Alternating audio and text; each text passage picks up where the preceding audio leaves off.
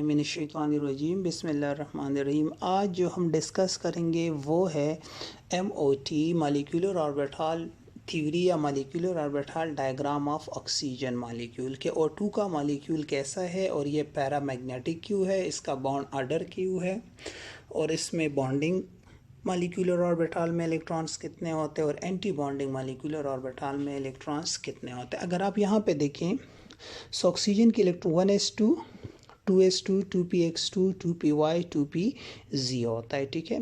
सो यहाँ पे 8 इलेक्ट्रॉन्स होते हैं। अब अगर आप 1s और 2s के लिए MOT डायग्राम बनाए तो याद रखिएगा कि उसका बॉन्ड ऑर्डर 0 आएगा, तो उसको हम इंक्लूड ही नहीं करते, हम directly 2px 2py and 2pz को लेते हैं, ठीक है।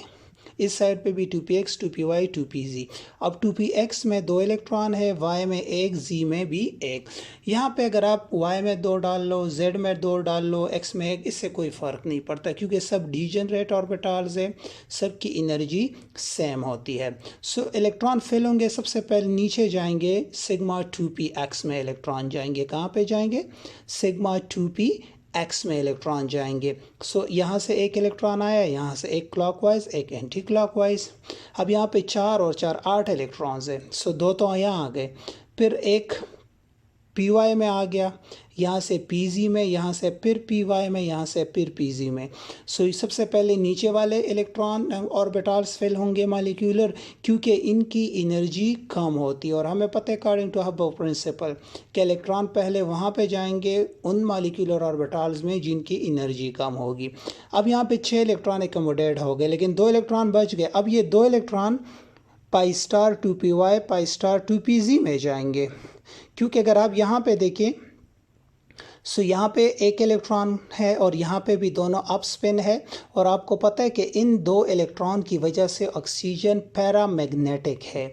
क्योंकि अगर आपके पास यहाँ पे unpair of electron bonding molecular orbital में हो, चाहे वो एंटी हो चाहे वो बॉन्डिंग मॉलिक्यूलर ऑर्बिटल हो, लेकिन शर्त क्या है? अनपेयरिंग ऑफ इलेक्ट्रॉन्स, तो वो मॉलिक्यूल जो होते हैं वो पैरामैग्नेटिक इन नेचर होते हैं। Paramagnetic are those substances which are slightly attract by a magnet, और diamagnetic slightly repelled by a magnet, और ferromagnetic which become by itself a magnet are called या is called ferromagnetic substances। सो यहाँ पे 4 electron 4 यहाँ पे, सो 6 यहाँ पे fill हो गए, 2 यहाँ पे चले गए। अब अगर आप इसका बॉन्ड ऑर्डर निकालें, सो नीचे कितने इलेक्ट्रॉन है? 6, ऊपर एंटी में 2 and divided by 2 is equal to 4 divided by 2 is equal to 2। So oxygen में डबल बॉन्ड होता है, एक सिग्मा और एक पाई बॉन्ड होता है। सो अब ऑक्सीजन मॉलिक्यूल का न्यूट्रल हालत में बॉन्ड ऑर्डर 2 होता है। अब ऐसा क्वेश्चन भी बाज़ औक़ात आ सकता है कि अगर आप ऑक्सीजन में एक इलेक्ट्रॉन इससे निकाल लें, यहाँ से जब एक इलेक्ट्रॉन यहाँ से निकालोगे तो यहाँ पे बॉन्ड ऑर्डर जो होगा वो क्या हो जाएगा? अब यहाँ पे आप देखिए 6 से यहाँ पे 1, सो 6 - 1 5, so the bond order will B 2.5, ज़्यादा हो जाएगा। अब अगर आप ऊपर एंटी बॉन्डिंग से मज़ीद इलेक्ट्रॉन निकालोगे सो O2 + 2 हो जाएगा, then the bond order will be 3। So और ये जो O2 प्लस है, यहाँ से जब दोनों इलेक्ट्रॉन चले जाएंगे सो अनपेयरिंग ख़त्म हो जाएगी, इट बिकम्स डायमैग्नेटिक। इसी तरह अगर एक इलेक्ट्रॉन यहाँ पे आपने एक्स्ट्रा डाल लिया, O2 - 1 हो गया, सो यहाँ पे एक इलेक्ट्रॉन एक्स्ट्रा आ गया, ठीक है। So the bond order will B 1.5। अगर यहाँ पे 2 इलेक्ट्रॉन आ गए सो दोनों पेयर्ड हो जाएंगे and the bond order will B 1, क्योंकि 6 और यहाँ पे -4 डिवाइडेड बाई 2, सो आपके पास the bond order will be क्या हो जाएगा? 6 - 4 2 divided by 2 is equal to 1. So it also a diamagnetic in O2 - 2 form।